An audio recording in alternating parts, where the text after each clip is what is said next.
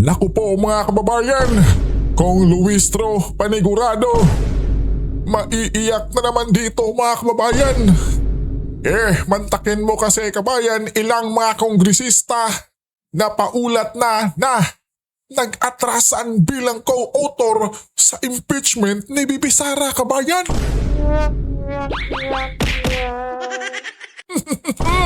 Naku po, yan ang ating pag-usapan ngayon mga kababayan, no? Nagkakagulo na sila sa Congress ngayon. Ang nakikitang problema ng mga congressman, no? Anong pipiliin nila? Prinsipyo o pera? Career or pera? Kailangan lang ma-realize ng mga congressman, no, na si Martin, akala natin dati, is untouchable, is unreplaceable. Pero anong nangyari ngayon? Di ba? And akala nyo ba yung nangyari kay Martin ay hindi pwedeng mangyari kay Sandro? Ngayon lang yan kasi nandyan sila sa posisyon. Tama, Pero, kabayan. oras ang kalaban nyo dito. Mahaba pa ang lalakbayin ng impeachment. Hindi pa tayo ngayon sigurado kung makakalusot yan sa Senate.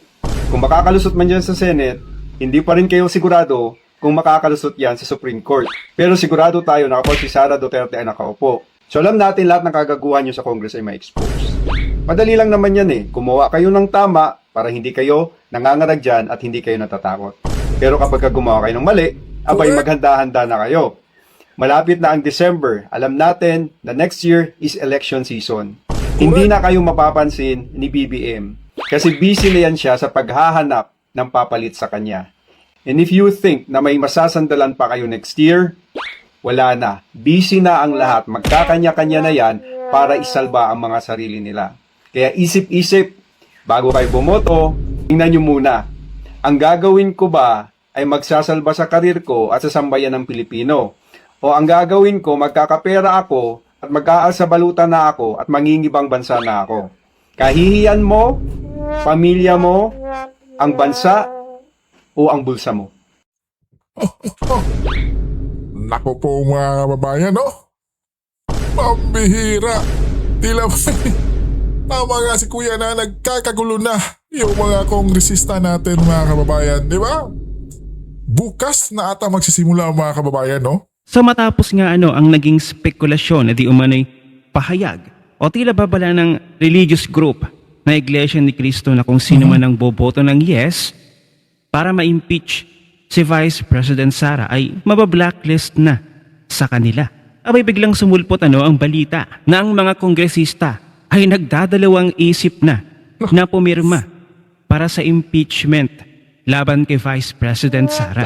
Ayon kasi sa ulat ng Politiko, may mga ilang mambabatas umano ang umatras bilang co-authors ng impeachment complaint laban kay Vice President Sara. May mga kongresista daw umano na nagpapabura ng kanilang pangalan sa draft resolution ng maglalatag ng articles of impeachment. Tagot yarn? Batay nga sa ulat ng Politiko, at least a dozen lawmakers have asked that their names be removed as authors of the resolution for fear of backlash. So yun na nga, hindi daw bababa sa isang dosenang mambabatas ang humiling na alisin ang kanilang pangalan bilang may akda ng resolusyon. Dahil nga takot sila sa backlash na mangyayari. Some names were reportedly included, but those lawmakers apparently did not want to be part of it. So yun, may ilan daw mga pangalan ang naisama. Ngunit ang mga mambabatas na ito ay tila ayaw nang maging bahagi nito. Mahigit nga na 40 na mambabatas ang unang nakalista bilang authors. Ngunit sinasabing mabilis itong nababawasan habang papalapit ang botohan sa May 11 na kung saan kailangan ng hindi bababa sa 106 na boto upang maiakyat na ang impeachment sa Senado. So itong nangyayari ay isang magandang twist para sa mga taga-suporta ni Vice President Sara. Na itong mga ibang kongresista na nag-iisip siguro, nag-iisip ng mabuti kung pipirma ba kami. Kasi kung pumirma itong mga kongresista na ito, ay walang kasiguraduhan na makakonvict itong si Vice President Sara doon sa Senado. Kung mangyari yun na hindi siya makonvict si Vice President Sara sa Senado, edi may chance na makatakbo sa pagkapangulo si Vice President Sara. Tama ka dyan, boss. At syempre mga kababayan, yung congressman na pumirmang yes to impeach Bibi Sara at Alam naman natin na itong si VP Sara pagdating sa Senado kabayan ay mananalo ito. Ay naku po, lagot kang kongresistang ka. Di po ba mga kababayan? Di ba? Di ba? Yung mga kadistrito niya mga kababayan, ay naku po, pagdating sa 2028, ay naku po, paniguradong di na yan iboboto kabayan. Di ba? So di natin mapagkailang mga kababayan na may mga kongresista talagang nag-aatrasa na. Di ba? Dahil nakasalalay yung kanilang dito eh. Di ba mga kababayan sa 2028? Kaya naku po.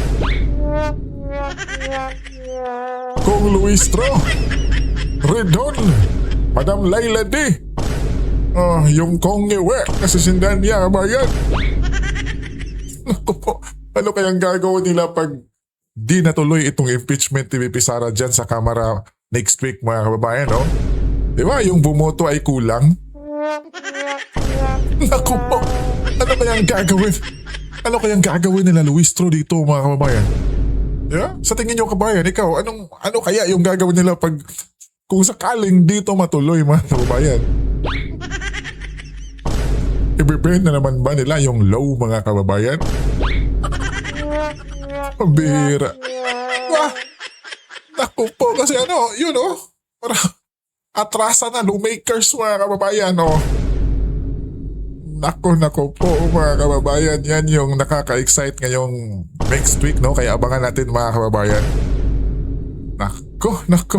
At kapag nanalo, si Vice President Sara sa 2028, ay sigurado yung mga pumirma para ma-impeach si Vice President Sara ay mababalikan. Kaya siguro nag-iisip sila ngayon, ng maigi, ng mabuti, kung pipirma ba sila o hindi. Siguro ngayon, nag-iisip ang mga kongresista na ito kasi pipirma sila ngayon. Pero noong nakaraang Congress, nakinabang ba sila sa mga mali-malitang pera? Iilan lang, yung mga nakinabang. So pansin ninyo, yung mga players noon na palaging si Vice President Sara lang ang kanilang ginagawang sangkalan na hanggang ngayon active pa rin. Kasi sila yung mga pinagdududahan na mas nakinabang sa mga proyekto ng bayan. At syempre yung mga ibinibigay na benepisyo sa mga congressman. Well, iyon ay mga bali-balita, Kaya siguro yung mga ibang kongresista di umano. Kaya itong mga kongresista na ito ay talagang lubusan na nag-iisip ng maigi kung pipirma ba sila sa impeachment o hindi. Siguro natatakot din itong mga kongresista na ito na matalo sa susunod na eleksyon. Bakit ba naman kasi panay kayo politika dyan?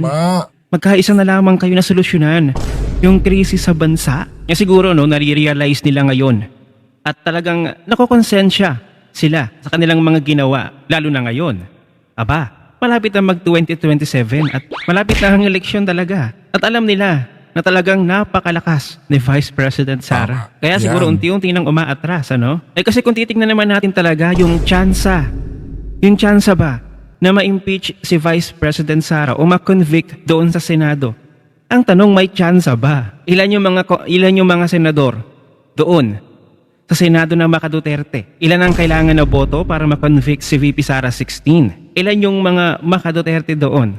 Si Senator Amy, Senator Bongo, Senator Rodante Marcoleta, Senator Robin Padilla, Senator Bato de la Rosa, 5 na. Isama na natin si Senator Alan Peter Cayetano. So 6 na. 6 na agad yung maka-Duterte. Wala pa dyan yung magkapatid na Villar. Yes. Kung isama natin, 8 na. Pwede din natin isama sa maka-Duterte itong Senator Chisa Escudero. 9 na. So ang natitira na lang, 15 na senators. So doon sa 15 na senators, salain pa natin yun. Pwedeng maging maka-Duterte din itong si Pia Cayetano, yung kapatid ni Alan Peter. So pabawas ang pabawas kapag sinala pa natin yung natitira doon sa 15 senators, 16 ang votes na kailangan para ma-convict si VP Sara. So wala talagang tsansa. Yung ibang mga senador doon ay papatapos na ang termino ngayong 2028. Boboto pa ba sila para ma-convict si VP Sara? Syempre hindi na. Hindi sila boboto. Kasi matatapos ang kanilang political career kapag binoto nila na ma-convict si VP Sara. O edi wala nang tsansa. Hindi ba? Kaya kung titingnan yung tsansa doon sa Senado na ma-convict si VP Sara, ay walang pupuntahan. Walang mapupuntahan. tatlo ang hahabol sa kanila, si BBM, si VP Sara o ang taong bayan. Na kapag sila ay mawala sa pwesto, sigurado yon. Kung kay VP Sara baka may kapatawaran pa. Pero kapag kay Mr. President, baka wala. Kundi panghabang buhay na sumpa, Hindi kaya isa rin sa naging factor, yung naging video ni Miss Cathy Binag na parang nagbababala ang Iglesia ni Cristo na kung sino man ang boboto sa impeachment ay mabablacklist na. Tama, Well, posible kasi Tama. black voting talaga ang Iglesia ni Cristo ever Correct. since. Malaki ang mawawala sa iyong boto kapag hindi ka napili o napusuan ng Iglesia ni Cristo. Baka kunwari umatras itong mga kongresista na ito, baka nagpapadagdag. Well, huwag tayong pakampante sa mga Pwede rin. Pwede din yan kabayan, di ba? Baka nagpapapresyo man lang.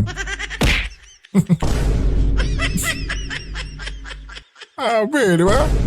Pag pera talaga ang usapan mga kababayan, kongresista na ito na nagsiatrasan kung totoo man kasi alalahanin natin. Merong Correct. for late release, itong mga kongresista na ito plus additional promise. Pero doon lang tayo sa totoo, doon lang tayo sa fact na dapat ang mga kongresista na ito, isipin din nila yung kanilang political career. Kaysa tumanggap ng pera na ang kapalit ay i-convict mo at patatalsikin mo. Ang ibinoto ng taong bayan, inihalal ng taong bayan ng 32 million mahigit ng mga Pilipino. Tama. Tamang-tama mga kababayan, 32 million bumoto kay BP Inday mga kababayan. Tapos, ganyan nyo lang kay impeach. Di ba? Pambihira naman kayo. Di ba? Kaya ngayon mga kababayan ay sumasakit na yung mga ulo ng yung ulo ng ating mga kongresista mga kababayan. Di ba? Ika nga natin kanina, nakasalalay yung kanilang perma dyan mga kababayan. Di ba? Kasi pag pumirma kasi ka ng yes mga kababayan to impeach BP Sara, at gaya ng sinabi natin kanina na syempre mananalo si BP Sara dyan sa Senado, ay naku po, mas lalong mapapahiya ka sa iyong kadistrito mga kababayan. Di ba? Naku po. Yun ang problema dyan mga kababayan, may nabalitaan na nga tayong kongresista mga kababayan na talagang yung kaniyang utak ay naku po, di alam yung gagawin mga kababayan kasi di umano mga kababayan na pag di raw pumirma siya na yes to impeach BP Sara ay naku po, yung kanyang distrito di pagbibigyan ng budget mga kababayan. Di ba? Nasabi na yan kung pulong mga kababayan na itong si Sandro ay tila ba'y tinatakot niya yung mga kongresista pag di pumirma ay naku po, walang budget mga kababayan yung kanyang distrito. Di umano mga kababayan yan yung sinasabi ni Kung Pulong, and which is may nalaman tayong kongresista na yun mga kababayan, sumasakit na daw yung kanyang ulo sa kaiisip kung ano ang kanyang gagawin. Peperma ba o hindi? Naku po, pambihira mga kababayan, Ito na nga yung sinasabi ni BP Inday mga kababayan na the day of reckoning. Di ba? Yung Panginoon na mismo yung gumagawa ng paraan mga kababayan. Di ba? Sa mga pinaggagawa nila kay BP Sara noon, ang bihira. Ito na yun mga kababayan, simula na. Di ba? Nagsimula kay mga kababayan? Kay Saldico, di ba? Saldico, tapos ngayon sinundan na ni Martin Tamba Paleta mga kababayan. Di ba? Alam naman natin na yung tatlong yan mga kababayan, Saldico, Martin at yung ating Pangulo ay nako po, friends na friends yan mga kababayan. Di ba? Pero ngayon ano na? Nagkaano-ano na sila mga kababayan. Which is nang dahil din sa pera mga kababayan. Dahil sa gahaman sila mga kababayan sa pera Di ba? Matakin mo naman si Saldico, di ba? Ang dami-daming mga ari-arian mga kababayan. Di ba? Mambihira. Tapos yan si Saldico pa mismo. Di ba? Binira si BP Sara mga kababayan. Tapos ngayon, ano na mga kababayan? Itong si Martin Tamba, ano na? Tila ba'y itinuturo na niya yung mastermind. Di ba mga kababayan? Ganyan yung the day of reckoning na sinasabi ni BP Sara mga kababayan na may tamang panahon na tayo naman. Di ba? At eto naman mga kababayan, pakinggan naman natin yung opinion ni The Journalist Viewpoint mga kababayan, no? Na itong si Luistro na bulagka, mga kongresista umatras pagpirma resolusyon BP Sara impeachment. Nabulaga, panigurado yan mga kababayan, no? Diba? Panigurado yan sila. Yung kampo ni Luistro mga kababayan. Paniguradong nag-ano na yan sa kanilang group chat mga kababayan kung ano ang kanilang gagawin sa mga kongresistang tilabay or di umano'y umatras na mga kababayan. Diba? Magandang araw mga kaibigan. Yes po, magandang araw din, General. Bigyan natin ng reaction, opinion, itong post ng Feed Your Mind Inc. Yes po. Pinaalis ng ilang congressman ang kanilang pangalan sa pagiging co-author ng impeachment laban kay Vice President Sara Duterte dahil sa takot ng posibleng political backlash. Yan. Batay sa ulat ng politiko, kumakalat na umano sa hanay ng mga kongresista ang draft resolution Naku. bago dumating ang May 4. Ang nasabing dokumento ay naglalaman ng detalyadong timeline ng proseso ng impeachment mula sa paghahain ng reklamo noong Pebrero hanggang sa naging pasya ng committee noong April 29. Mahigit 40 kakongresista ang unang nakalistang may akda ng resolusyon sa pangunguna ni Gerbel Luistro. Gayunman, ayon sa isang informante, unti-unti umanong nababawasan ang bilang. Ito na. Hindi bababa sa 12 kamambabatas ang umano'y humiling na alisin ang kanilang mga pangalan dahil sa pangamba sa posibleng backlash. May ulat din ng ilang pangalan ay isinama nina Luistro at House Majority Leader na si Sandro Marcos kahit hindi raw nais ng mga ito na maging bahagi ng resolusyon. Ito, marunong itong Abante, Politico, Bilyonaryo News Channel sa mga ganitong scope. Kasi marami silang sources inside. Tama. Tama. Ano ngayon? Sige. Magpirma kayo, resolusyon. Talagang tama yung assessment ni Attorney Anthony Lodalvi Vista. Isang marunong, magaling na DDS lawyer. Sabi niya, fragmented na ang House ngayon. It's not as united. Tama. Panahon ni Romualdez. Tama. Talagang yung main consideration na ngayon is yung election sa 2028. Correct. Dahil nararamdaman ng mga politiko yung bigat ng backlash kung sakali ang isang personal opinion ko lang ito. Baka mali ako. Yung pahayag ni Miss Cathy Binag na may informante siya sa loob ng Iglesia ni Cristo na plano daw plano daw ng Iglesia ni Cristo na ang sino mang mambabatas, Paper ba? congressman ba o senador, na susuporta sa impeachment ni BP Sara ay i-blacklist ng religious organization na ito. Kung totoo ito, talagang manginginig ang mga politiko dahil mahirap na. Tama mga kababayan, no? Kasi alam naman natin, di ba? Halos lahat ng mga politiko mga kababayan ay pupunta, tila ba'y manliligaw sa iglesia mga kababayan. Di ba? Alam naman natin yan mga kababayan, di po ba?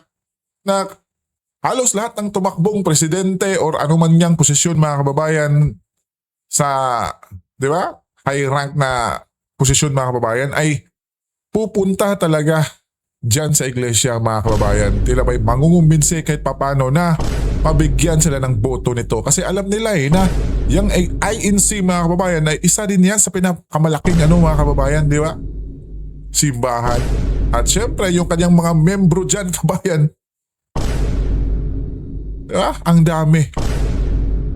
Kaya eto, tila ba'y may iba ng, nako. At syempre, mga kababayan, madami pa yang susunod. Di ba? Nag-isip-isip na yan ngayong gabi mga kababayan. Di ba? Kasi bukas magsisimula na eh. Di ba? May 4 mga kababayan. Nako. So, sabi ni Attorney Lodalvi Vista is hindi mangyayari o walang impeachment na mangyayari pagbutuhan sa plenaryo. Hindi makakaabot ng 1/3, sabi ni ni Attorney Vista, dahil nga is malapit na ang election 2028, malapit ng mga politiko na unti-unti nang kumakampi sa Duterte. Tama. Yan na nga, ayaw nilang maging biktima ng hagupit ng galit ng mga nagmamahal sa mga Duterte. Correct. Di ba mga kababayan, tingnan nyo naman yung si Kong Abante mga kababayan, di ba?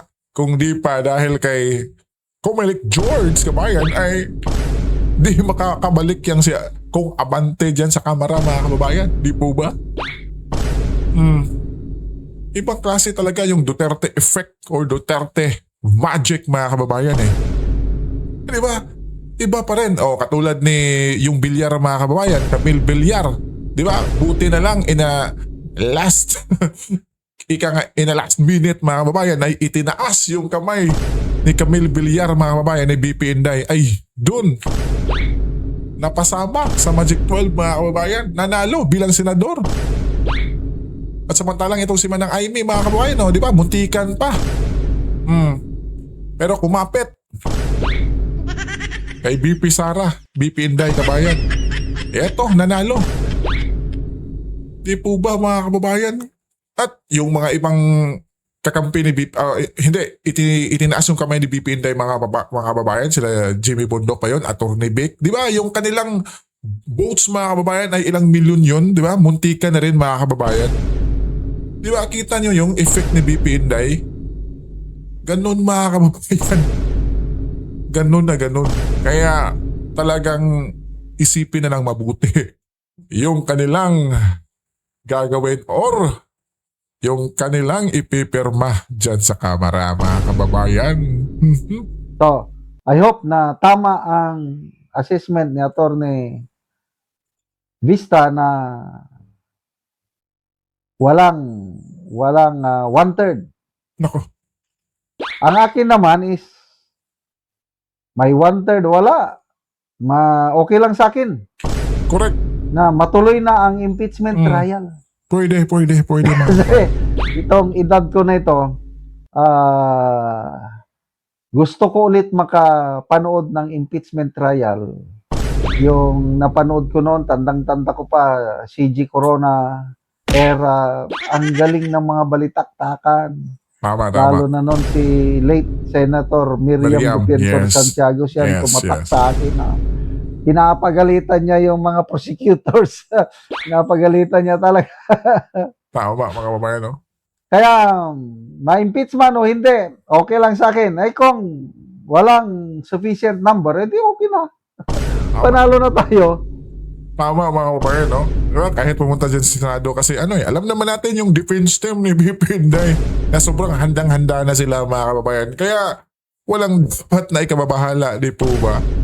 Siyempre, yung nababahala ngayon, sila.